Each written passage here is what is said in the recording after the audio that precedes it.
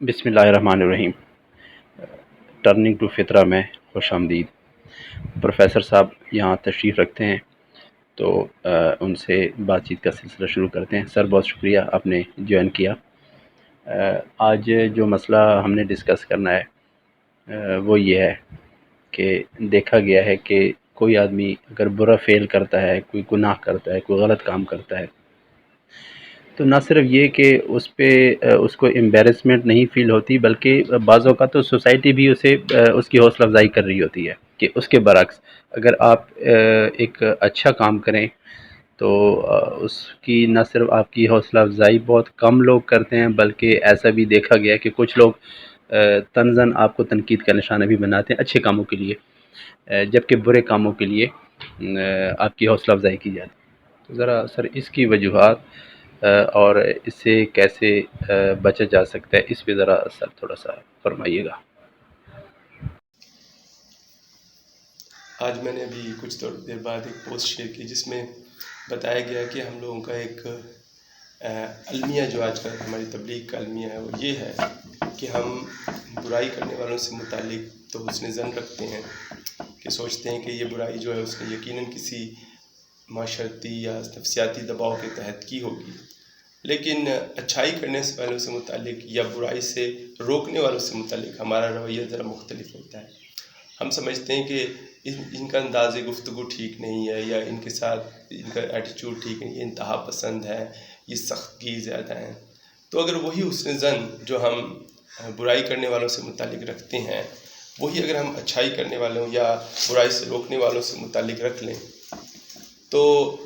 بہت تبدیلی آ سکتی ہے ہمارے انداز تبلیغ میں۔ اس کی وجہ یہ ہے کہ موسٹلی لوگوں کا جو رجحان ہوتا ہے وہ برائی پہ اس لیے بھی ہوتا ہے کہ جب ان کو برائی کرنے کے بعد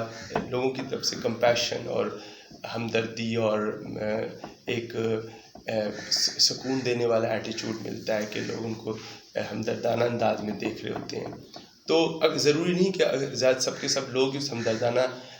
رویے کی وجہ سے برائی سے رک جائیں۔ بہت سے لوگوں کے لیے، میں میجورٹی کی بات نہیں کر رہا، لیکن بہت سے لوگوں کے لیے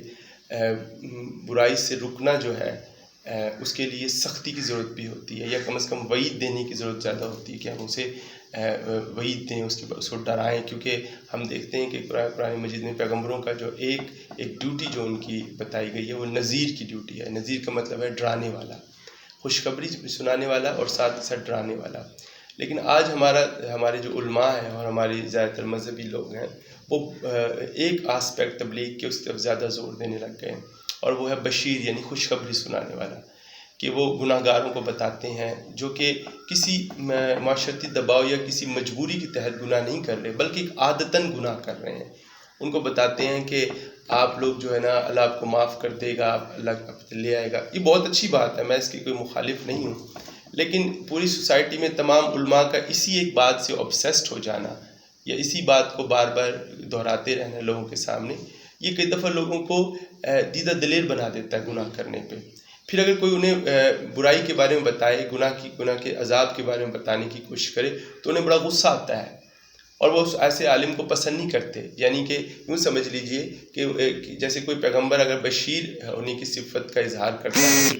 ٹھیک ہے، جس وقت وہ نذیر بننے کی کوشش کرے گا، یعنی ڈرانے والا بننے کی کوشش کرے گا، تو لوگ فوراً اس سے کہیں گے کہ اب تم نے یہ نہیں بننا، ہم آپ کو اس وقت تک تسلیم کریں گے جب تک آپ بشیر بنے رہیں گے، جس وقت آپ نذیر بنیں گے تو اس وقت ہم آپ کو قبول نہیں کریں گے۔ تو آج ہمارے سوسائٹی کے ساتھ ایک پرابلم یہ والا بھی ہے کہ ہمارے علماء کے ساتھ اسپیشلی، کہ انہوں نے جو نذیر ہونے کی صفت ہے حضور صلی اللہ علیہ وسلم کی، اس طریقے پہ عمل کرنا بند کر دیا ہے۔ تو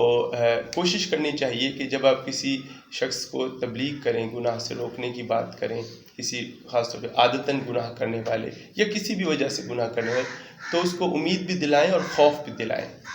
جیسے امام تیمیہ سے منسوب ایک قول ہے، آپ فرماتے ہیں کہ مومن جو اس کی کیفیت ایسی ہوتی ہے، مومن جیسے وہ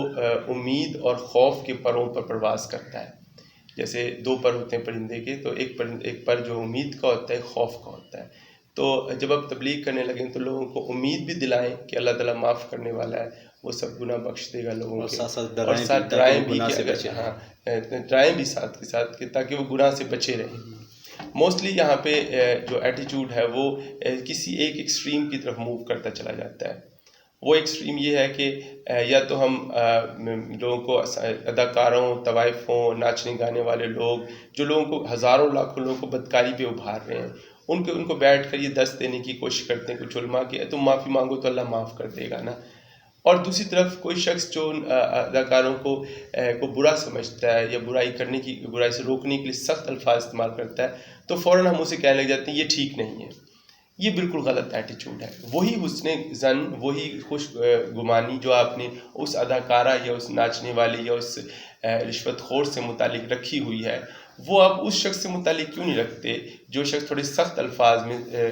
لوگوں کو منع کر رہا ہے؟ کہ ہو سکتا ہے اس کا رویہ بھی سخت ہو سکتا ہے وہ بھی سادہ سے مزاج کا ہو، اس کو زیادہ گہرائی سے چیزوں کا نہ پتہ